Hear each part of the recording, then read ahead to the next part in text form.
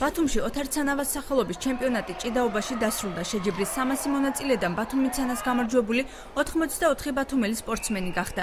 მათგან საფინალო შეხვედრაზე 21 პირველი ადგილის, ამდენივე მეორე ადგილის, ხოლო 42 მესამე ადგილის მფლობელი გამოვლინდა. მათ ჯილდოდ თასები და სიგელები გადაეცათ. ორ ასაკობრივ ჯგუფში მონაწილეობას საქართველოსა და სომხეთის ნაკრები გუნდები იღებდნენ.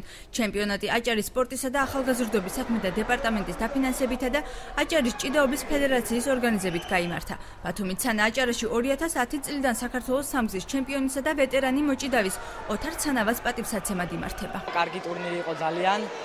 ფინალშიც არავისავს ბიჭი იყო რა.